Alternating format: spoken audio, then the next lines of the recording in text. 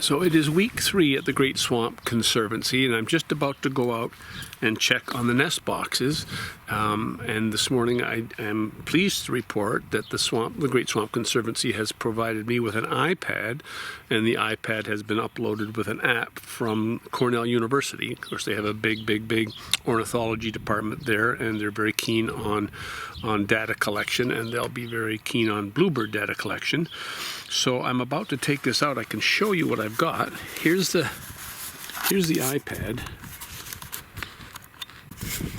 and you can see the screen, I guess.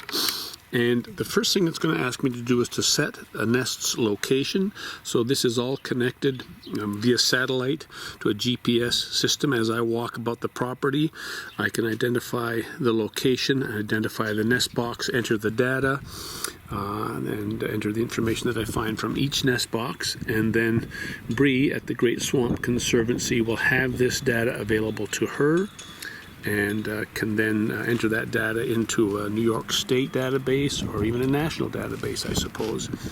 So this is kind of exciting. This is really stepping up our project here a little bit, and I'll keep you posted as we go along.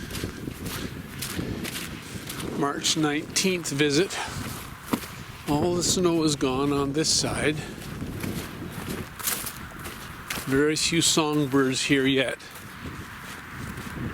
Not much change from last week.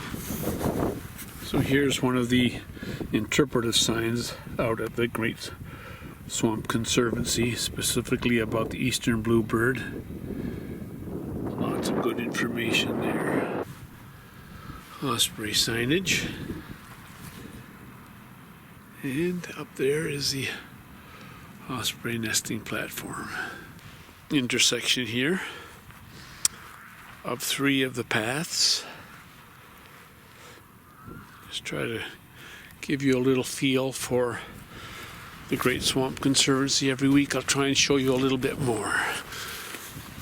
Back to nest box number 1. You might remember this is the one that had all of the nesting material in it that we removed, and as you can see, it's starting to build up again. One of the things we're going to learn is what different kinds of birds' nests look like. And because this is stemmy, then we're going to believe that it is probably sparrow.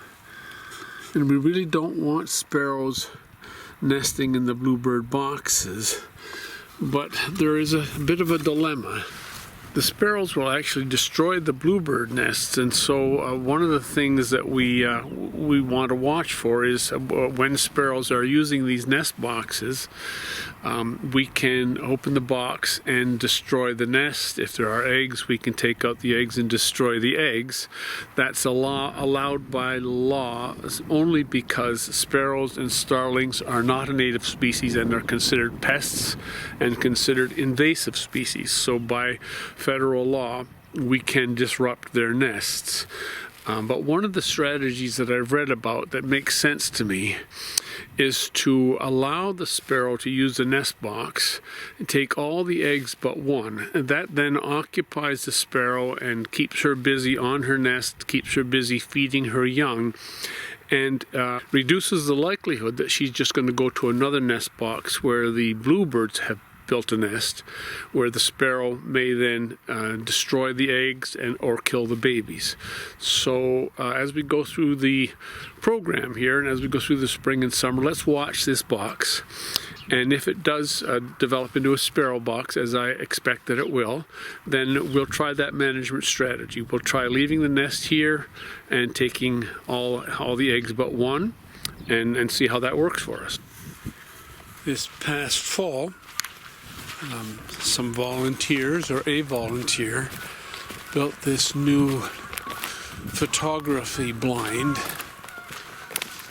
near the heron rookery. And if you look up in here, you'll see the heron rookery. And this will allow people to bring their photography equipment and hide in here in the blind.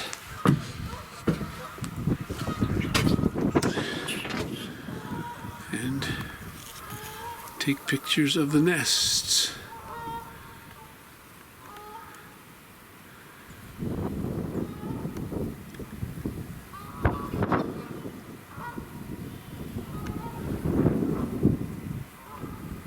Basically all we're doing is looking, closing, and moving on.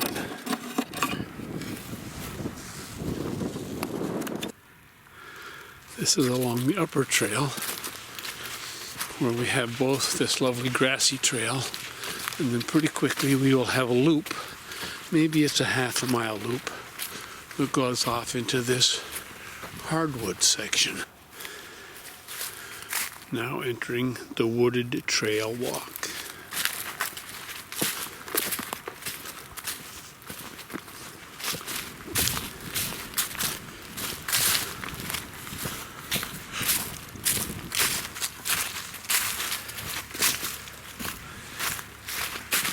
And on our way back out of the woodland trail.